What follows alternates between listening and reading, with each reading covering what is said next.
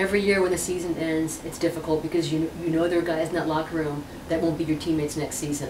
This upcoming season is going to be crazy. I mean, because you have at least 20 guys who are unrestricted free agents, including the Malcolm Floyd, Vincent Jackson, like you're doing now. You've got some key glue guys. I mean, how weird is that for you to think, man, this could be a whole different team next season?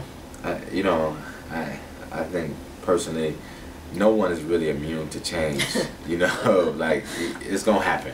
Change will always happen. I haven't had the same tight end core since I've been here. Every year, somebody new has came in or somebody has left.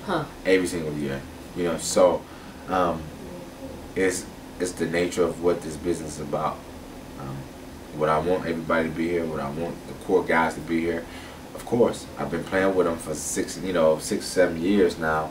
So, you know, at least 5 years I've been playing with Vincent. So, I would want them to be here, and you know, because you know them, and you know their personalities, you can relate to them, you know just about everything about them, what they can and can't do. So, that's what makes it fun. But the business side of it, unfortunately, it just won't happen. We know all 20 free agents won't get signed. That's just the nature of this business.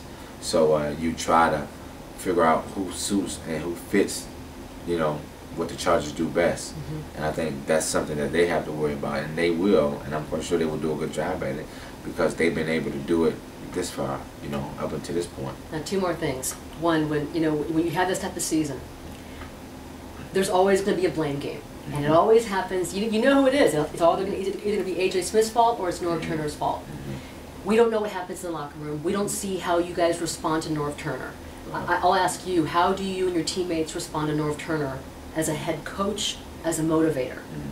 Very well. I think, to me, I've heard Norv's name mentioned before about he's the reason why this team is not doing as well, or etc.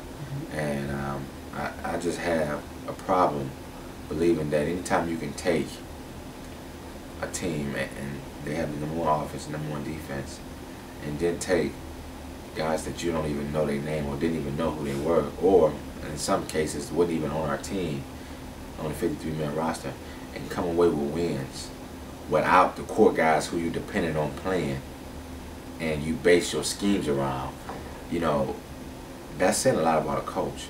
You know, some people get caught up into wins and losses, and when you're not able to see a game every single week and seeing what you're giving a guy out to go out and play with, or somehow he's dealt a hand and you saying make the best out of this hand.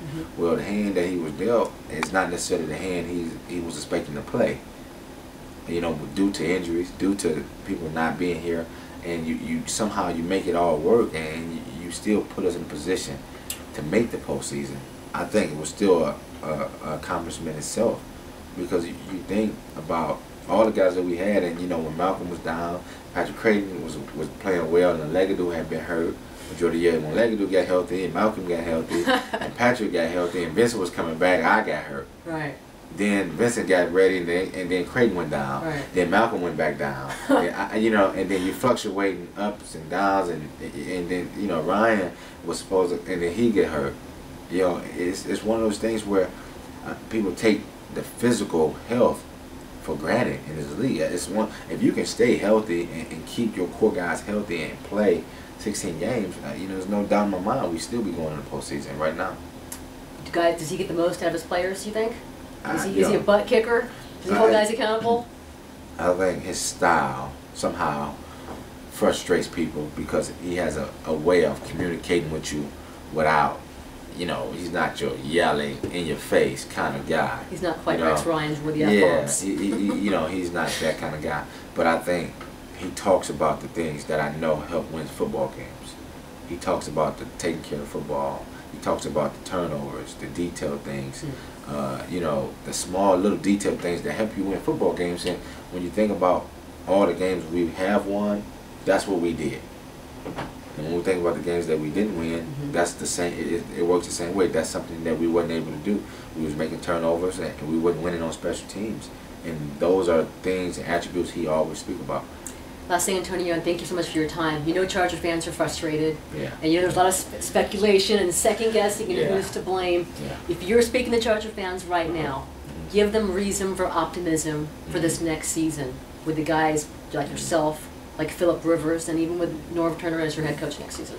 Well, one thing the fans have to understand is that, you know, you're taking a San Diego 2010 team / 2011 that wasn't fully glued together, you know, so we were always in a situation where we were trying to overcome something at one point. It didn't even matter whether or not our left tackle wasn't here, whether or not our receiver wasn't here, whether or not somebody was down, whether or not somebody was hurt.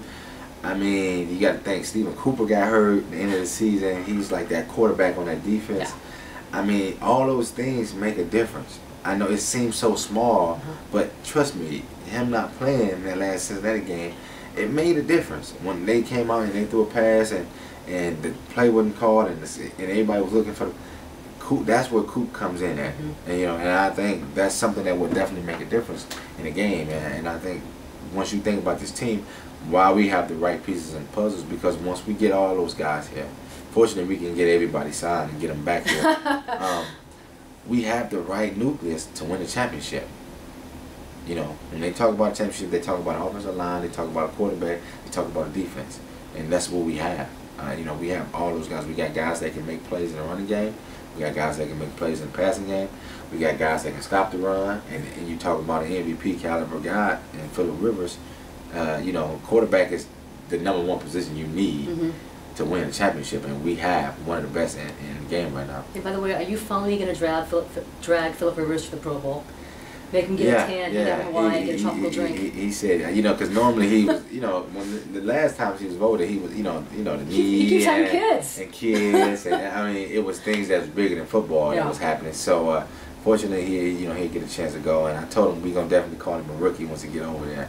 You know, because this will be his first time going, like physically going. So he has to carry your luggage and fetch your drinks and all that too, right? Everything is built to his room. All right, and last things, I know you guys you circle games. So next year, I can't wait already for next season, because you're going to have the Jets on the road, Patriots on the road, the Bears on the road, Packers here at home. Is there a game you're like, man, circle that game? I can't wait for that. Well, we play the Packers division. Is that the Detroit? Oh, at Detroit too. Yeah, at Detroit. Yeah, Detroit. Oh yeah. Yeah, so I get to go home. Oh, watch out. And I haven't been home in my whole career, except for when I was a rookie, and I was like, you know, I wasn't really, you know, you were fully practice committed. squad guy. Yeah, you know, so I think it'd be fun to go home and play for the first time in front of my family, and my whole family probably come out and see me play for the first time in live action. So I'm kind of looking forward to that game. That's awesome, Antonio. You know what? Get healthy and enjoy Hawaii. You've worked so hard, and it's been great, man. Let's go next season, another year. Enjoy the family. Thank you. Thank you. Well, that does it. Norv's time for the 2010 Chargers season is officially over. But honestly, as long as you have guys like Antonio Gates and Phillip Rivers as the core of your team, I think the Chargers are going to be okay. But anyways, hope you enjoyed these interviews. We'll have a lot more coming. Redraft year. And keep tuning in to Darren Smith's show on WX1090. We'll talk to you soon. And don't forget, it's 5 o'clock somewhere, and you could be